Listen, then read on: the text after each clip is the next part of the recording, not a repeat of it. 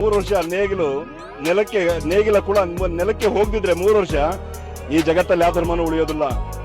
ರೈತ ಇರೋದಕ್ಕೆ ಜಗತ್ತು ಬದುಕಿರೋದು, ನಾವೆಲ್ಲ ಬದುಕಿರೋದು. ರೈತನ ಆಶೀರ್ವಾದ, ರೈತನ ಕರುಣೆಯಿಂದ ನಾವೆಲ್ಲ ಬದುಕ್ತಾ ಇದ್ದೀವಿ. ಜಗತ್ತು ನಿಂತಿರೋದು ರೈತನ ಶ್ರಮದ ಮೇಲೆ. ರೈತನ ಬೆವರು ಎಷ್ಟು ಚಂದ ಬರ್ತದೋ ಅಷ್ಟು ದೇಶ ಸುಭಿಕ್ಷವಾಗಿರ್ತದೆ. ಬಸವಣ್ಣವರು ತನ್ನ ವಚನದಲ್ಲಿ ಹೇಳ್ತಾರೆ, ಕೃಷಿಕೃತ್ಯ ಕಾಯಕವ ಮಾಡುವ ಸದ್ಭಕ್ತನ ಪಾದಂಗಳ ತೋರಿಸಿ ಎನ್ನ ಬದುಕಿಸಯ್ಯ. ಆತನ ತನು ಶುದ್ಧ, ಮನಶುದ್ಧ, ಭಾವಶುದ್ಧ. ಆತನ ಮನವಿಗೆ ಹೋಗಿ ಲಿಂಗ ಪೂಜೆ ಕೈಗೊಂಡ ಗುರುವಿನ ಜೀವನ ಪಾವನ ನೋಡ ನಮ್ಮ ಕೂಡಲ ಸಂಗಮ ದೇವ ಅಂತೇಳಿ ವಚನಕಾರರು ಹೇಳ್ತಾರೆ. ಅಂದ್ರೆ ರೈತಾಪಿತನ ಅಂದ್ರೆ ಅಷ್ಟು ಶ್ರೇಷ್ಠವಾದದ್ದು.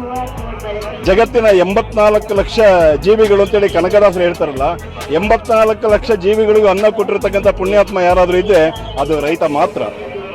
ಕುವೆಂಪು ಒಂದ್ ಕಡೆ ಬರೀತಾರೆ, ರಾಜ್ಯಗಳೆಳೆಯಲಿ ರಾಜ್ಯಗಳು ಉದಿಸಲಿ ಹಾರಲಿ ಗದ್ದಿಗೆ ಮುಕುಟಗಳು, ಮುತ್ತಿಗೆ ಹಾಕಲಿ ಸೈನಿಕರೆಲ್ಲ ಬಿತ್ತುಳುದುವ ಬಿಡುವುದೇ ಇಲ್ಲ. ನೇಗಿಲ ಕುಳದೊಳಗೆ ಅಡಗಿದೆ ಕರ್ಮ, ನೇಗಿಲ ಮೇಲೆಯೇ ನಿಂತಿದೆ ಧರ್ಮ ಅಂತೇಳಿ ಕುವೆಂಪುರವರು ಬರೀತಾರೆ. ಅಂದ್ರೆ ನಾವೆಲ್ಲ ನಮ್ಮ ಧರ್ಮಗಳು ಎಷ್ಟೆಷ್ಟು ಶ್ರೇಷ್ಠ ಅಂತ ನಾವೆಲ್ಲ ಅಂದ್ಕೊಂಡಿದ್ದೀವೋ, ರೈತನ ಕೂಡ 3 ವರ್ಷ ನೇಗಿಲ ಕೂಡ ನೆಲಕ್ಕೆ ಹೋಗದಿದ್ರೆ 3 ವರ್ಷ ಈ ಜಗತ್ತಲ್ಲಿ ಯಾವ ಧರ್ಮನೂ ಉಳಿಯೋದಿಲ್ಲ. ರೈತ ಇರೋದಕ್ಕೆ ಜಗತ್ತು ಬದುಕಿರೋದು, ನಾವೆಲ್ಲ ಬದುಕಿರೋದು. ರೈತನ ಆಶೀರ್ವಾದ, ರೈತನ